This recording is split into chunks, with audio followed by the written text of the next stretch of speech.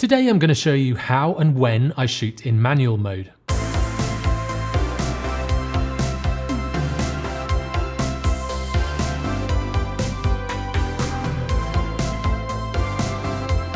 Pretty much every camera has the ability to shoot in different modes, from fully automatic right through to fully manual. These modes are controlled by the mode dial, which usually looks something like this on the top of the camera. I generally stay away from fully automatic mode.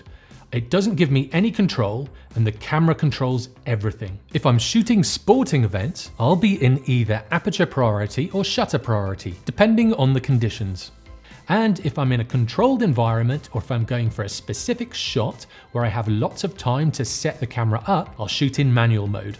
Shooting in manual mode also teaches you a lot about photography, and especially how the three principal settings all work together. These are aperture, shutter speed, and ISO. If you're not sure about these, click on the link in the description. This will take you to 3 quick 1-minute videos explaining each of these settings. Manual mode can seem quite daunting, but it's actually pretty straightforward. All you need to do is go out with your camera in a really low pressured environment where you've got lots of time to play around with the settings. You want to set your camera up so you have quick and easy access to your 3 principal settings. I have aperture on this front dial. I have shutter speed on this back dial, and then I have ISO on this bottom back dial. This means I can get to them really quickly and make changes whenever I need to. The faster the shutter speed, the less light will get into your camera, and therefore the darker the exposure will be. The slower the shutter speed, the more light your camera will let in, brightening up the exposure. The larger the aperture, the more light will be let into your camera, increasing the exposure. The smaller the aperture, the less light will be let in, decreasing your exposure. The higher the ISO, the greater the signal from the sensor, which will increase the exposure. The lower the ISO, the lesser the signal from the sensor, which will decrease your exposure.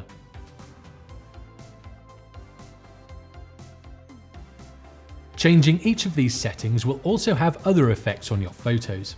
If you're not sure about these, click on the eye in the corner or the link in the description to another of my videos. In manual mode, your camera will give you an indication of where it thinks the exposure needs to be with the built-in light meter. So first things first, switch it to manual mode. Make sure you set your camera to RAW and have your white balance set to daylight. If you're not sure about shooting in RAW, set it to RAW plus JPEG. First of all, you want to get your meter to 0. This will be a good starting point, and then you can play around with your settings to get the photograph that you want. Also, you want to go out in the middle of the day when doing this exercise. It'll mean there's plenty of light to work with, and you won't be chasing the light. You'll be able to play around with your settings and move them around however you want. The lighting conditions won't be ideal, but it's not about getting a perfect shot, it's about learning manual mode. If your meter is in the negative numbers, you need to increase your exposure. If you're shooting mirrorless and live mode is on, see how the image looks. Chances are, if it is in the negative numbers, the image will be dark. You'll need to increase the exposure. You do this by either opening up your aperture, slowing down your shutter speed, or increasing your ISO. Which one you choose to change is up to you and what you want the image to look like. If the meter is in positive numbers, you'll have to drop the exposure. The image on the back of the camera will probably look really bright, so make your aperture smaller, increase your shutter speed, or drop your ISO. So now you can see I've got my light meter to 0. If you're shooting with a DSLR, take a photo and look at the preview. If it's too dark, increase your exposure. If it's too light, decrease your exposure. Sometimes this is down to personal preference and it is completely subjective. You might have darker or brighter parts in your image that you want to accentuate. So this is when you start experimenting with your settings. And this is why it's really important to be in a really low pressured environment so you can do this. You can also use your histogram. If you're in a pretty well lit scene where there aren't too many really dark shadows or really bright parts to your image, it should look something like this. So here's something to try out. Start with the ISO on 100. I'm going for f8, so I know wherever I focus, I'll get a good sharp image. And then I'll dial in my shutter speed.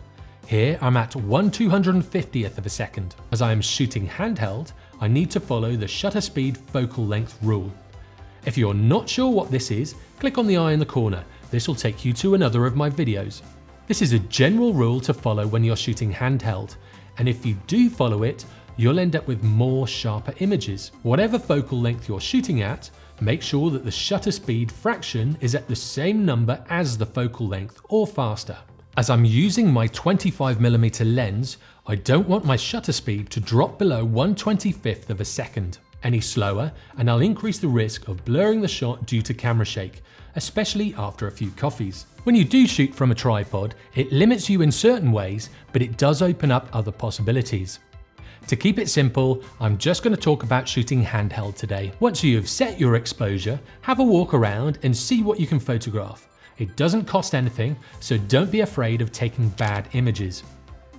The more bad shots that you take, the more you'll learn about your camera, and then you'll learn how to take better shots. Now I have my shutter speed at 1/320th of a second, my aperture at f8, and my ISO at 100. If I find a shot I like but it's too dark, I can slow down my shutter speed. If it's too bright, I'll speed up my shutter speed. If your exposure starts to drop, you'll have to open up your aperture, slow down your shutter speed or increase your ISO. If it's a cloudy day, you're taking photographs and the sun comes out, you'll have to close your aperture down, increase your shutter speed or lower your ISO. As I've said before, the aim of this exercise isn't to get the perfect photograph, it's just to learn how your principal settings work in manual mode. If you've set your shutter speed as low as it can go and the image is still turning out dark, you need to open up your aperture or raise your ISO. If you're at your widest aperture and slowest shutter speed possible for handheld, you'll have to either increase your ISO or get your camera on a tripod. Sometimes your settings can end up all over the place. If this does happen and you feel like you're getting lost, stop, change the ISO to 100, your aperture to f8, and then change the shutter speed so you get your meter on 0. And then start experimenting from there again. You always know this is a good starting point to start at, and then you can change your settings to suit. Up until now, I've been talking about changing one setting at a time.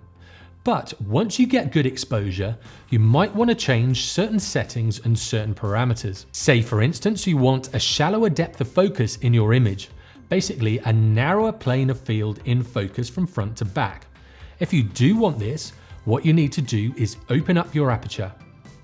When you do change one setting when you're already at a good exposure, you need to compensate with the other two settings.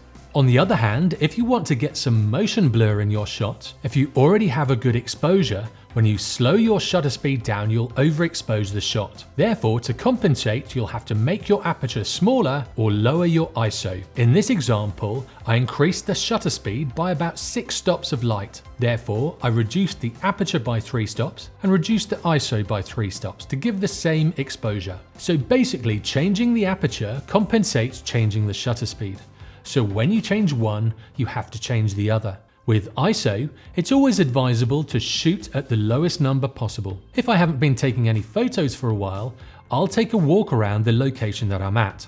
What I'll do is I'll set it to manual mode, get the aperture to f8, ISO to 100, and then set the shutter speed accordingly so my meter is on 0. This is always my start point, and then I'll work from there. If you get lost in your settings or something quickly unfolds in front of you that you want to photograph, you can always switch it back to auto.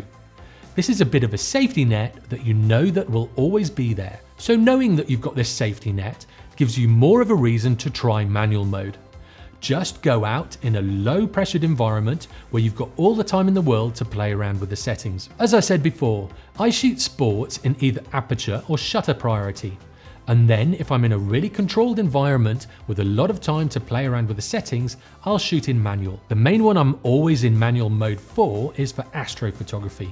And this is one of those settings where you'll really need to be in manual mode. So it's worth learning about to start getting some amazing nightscape photos.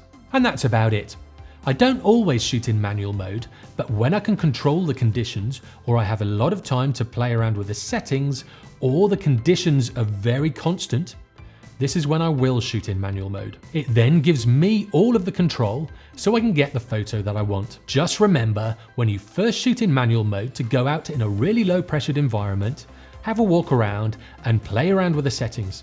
If you lose where you are, just change the settings to f8, ISO 100 and a shutter speed to get your meter on 0, and then experiment from there. As always, if you like what you see, give me a thumbs up. If you didn't, give me a thumbs down, and for weekly tutorials, hints and tips in photography and videography, subscribe and turn on notifications. I'll see you in the next one.